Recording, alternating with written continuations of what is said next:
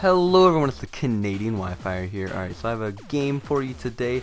I recently just got done watching one heck of an OU game. Link will be down below. 1,067 turns. The game itself lasted for more than 7 hours. The game that I am bringing you today is merely 11 minutes long, the entire video it is. Pre-editing, I'd hope it would be even shorter. The point is, I can't live up to what I just witnessed. You can witness it if you want. The link is down below. But what we have here today on my screen, on your screen, my battle, my video. This is an OU team that I built. I believe I've explained it before. This might not even be the first video I've uploaded with it. This is called Does This Just Win? This is an OU team literally based around 3 Pokemon that, against certain playstyles and team structures, just win. They are Standard Superior, Standard Hawlucha, and Standard Calm Mind Clefable. Onto that, we have Special Defensive Talon, because again, against certain playstyles, it does just win. And at this point, me and Tom Bus were in a Skype call, and he's like, well, considering you have Special Defensive Talonflame, there's not really a reason not to just throw on some Hippo Balance at the end. Rounds out the team quite nicely. Looking at my opponent's team, it's pretty much I'd have to call it Volt Turn, because you can see the Manectric Lando on the left. It's got some spin support, pretty much standard all around, though. I'm going to lead Clefable as he ends up leading off with a Mega Manectric, Mega Main, good old reliable dog. I actually really like Mega Manectric, it's really awesome. First turn I'm just going to fire off a Moonblast, there's not really any reason not to. Second turn I'm going to try to Thunder Wave the Heatran, but he sees right through that and is like, I've been T-Waved by one too many Clefables, I'm going to taunt that. He goes out to Squirrelipi as I go to Starmie. I'm not really in the mood to get protected upon, then take a Mega Horn, so let's go right to Hippo. I can get sand damage up. I know I can live a hit because I'm a freaking Hippowdon. And at this point, looking at what he has, I know that if I want Hippo to stay alive the rest of the game, it is a better play for me to Slack off than it is to Stealth Rock right away. And he goes into Starmie, which would have been tragic if I tried to set up Stealth Rock and not Slack off first. So I'm glad that I made the series of plays that I made. Go to Clefable, don't care if I get burned because I'm Magic Guard and I can just Slack off. And Soft Boiled, whatever, same move, man. And we're back at square one. He goes out into Mega Manectric. Unfortunately, the sand stops, which means I don't rack up that extra little bit of damage. But on this turn, because he went for Thunderbolt, I am able to just get up my Stealth Rock and forces the Starmie to spin, gives me a free switch to Superior. Obvious Heatran is freaking obvious. I'm just going to go right back on into Hippo, pressured a little bit. At this point, I'm going to go for a Toxic, expecting his Landorus Therian to come in, because, you know, it's a pretty obvious switch into a freaking Earthquake. But no, he's going to go to Ferrothorn. Gonna dodge the Toxic. I mean, I guess it was a fine switch in an Earthquake as well, but I just figured Lando was more obvious because it most likely has his rocks. Would you look at that? Look before your eyes and you will receive. At this point, he's going to set up rocks with Lando, and you turn out on my Clefable after taking a Moonblast. No real reason for me not to go for another Moonblast. I end up going for a Thunder Wave, trying to catch his Heatran on the switch. As he goes to Manectric, goes for a grass move. I predicted a Volt Switch, and he ends up going for a Hidden Power Grass, Grass? Hello? Hidden Power Ice, predicting my Hippo. As at this point I'm going to go for Moonblast. He's going to crit me with a Volt Switch. It would have been tragic if I didn't click Slack off, but luckily I am a little bit ahead of the times. Brings in Lando. I know I can live any Earthquake because I'm max bold, so at this point I'm just going to take the time to Soft Boiled up to a respectable amount of HP, and at this point switch out into my Hippowdon because it will allow me to get up me Stealth Rook. Unfortunately, he turns out, goes right on the Starmie, and a little bit unfortunate, and I'm going to be forced to back into Clefable. Do you see a pattern? This is basically how these kind of games go. I pull... this is a Richard play. Staying in twice with Hippo. Once to get up rocks, and once to slack off the damage I took getting up rocks. What did that accomplish, Richard? Absolutely nothing. You went to Clefable anyway. Come on, don't make that play again. Don't ever make that play again. There I am, insulting my old plays, but really, sometimes I'm pretty stupid. I'm going to Soft Boil up. Heatran comes in, taunts me again. Yeah, I just try to go for Thunder Wave. I mean, I didn't really lose anything, did I?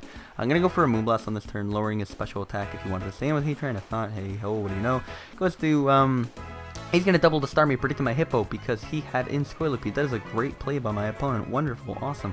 Too bad I still have Clefable chilling at full health, and your Scalds are doing absolutely nothing. And on every time this happens, I can just fire off a Thunder Wave. I would assume that is the move I'm clicking. Did I click Thunder Wave? No, I clicked Moonblast.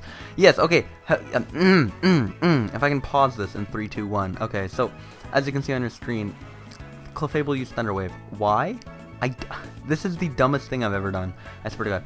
as you can tell so far, this battle's been, what, let me check real quick, 31 turns of basically back and forth. We're feeling each other out. I have Hippo Balance. It's really not, but like I have the 4 key members of Hippo Balance, so I can play as a defensive team if I need to.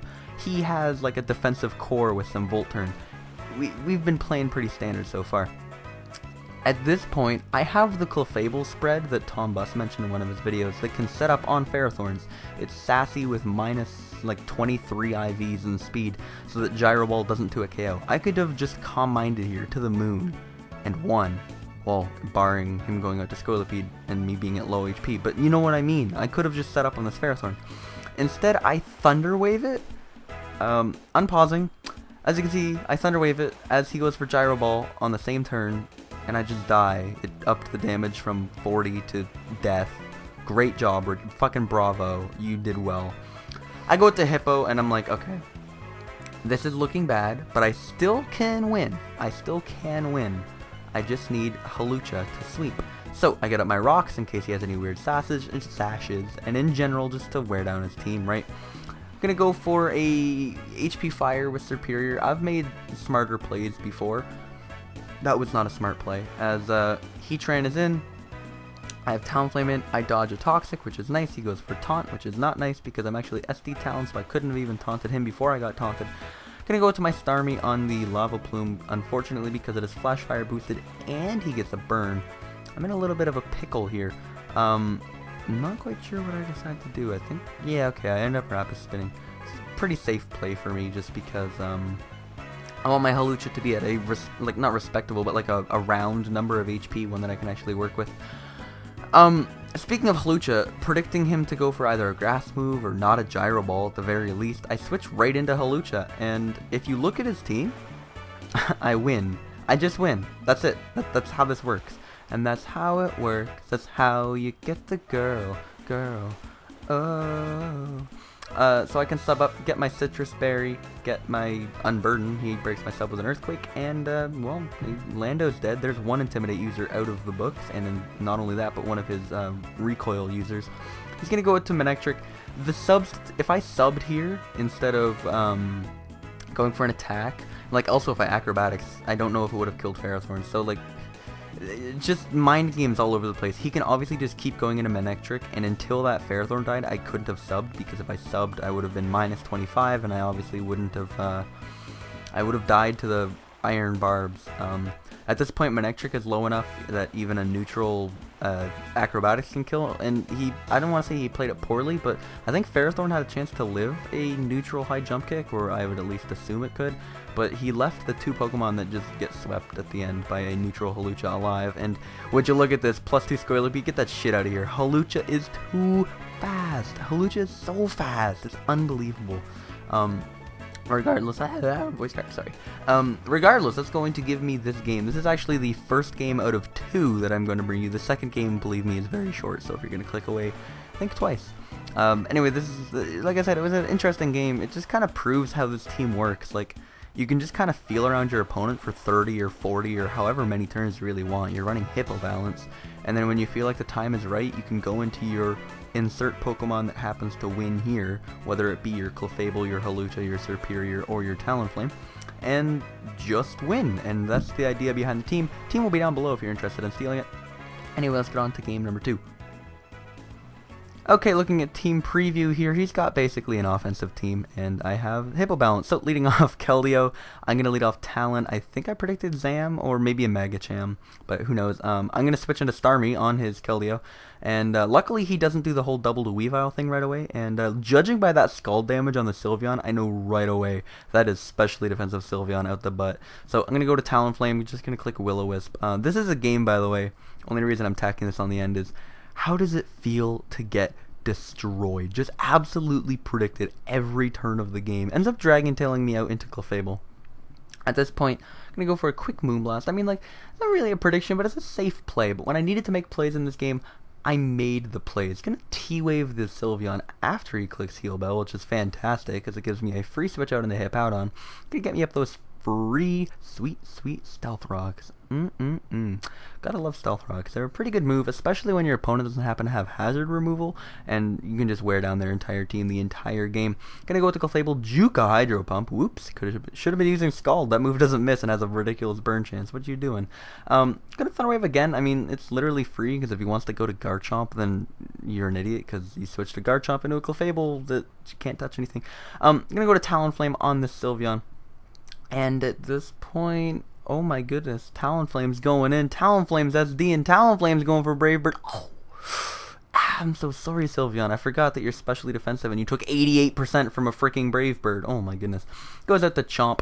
How does it feel to get predicted? Oh my lord, oh my lord. He thought I was going to attack at +2, but no, I'm smarter than that. I'm going to click a quick Will-O-Wisp, go with the Clefable on the Dragon Tail. I know he's going to try to whisk me away, and that's all. That's all he could take. That's all he could take. He was like, I'm not having any more of this. This is just embarrassing. Oh my goodness. Talonflame wins late game anyway. Oh my goodness. So that's going to be a quick one on at the end. 2 ways to play this team, obviously. You can play it very offensively and just... I mean, it's a very weird team because it's got a very defensive core tacked on to the end of it, but it's also at its heart an offensive team that's based around sweeping as soon as possible. So feel free to give it a try if you so desire. I hope you enjoyed this one. I hope to see you next time. Feel free to click the like button. Check out my other videos if you did. And yeah, that's going to be all for today. Bye, guys.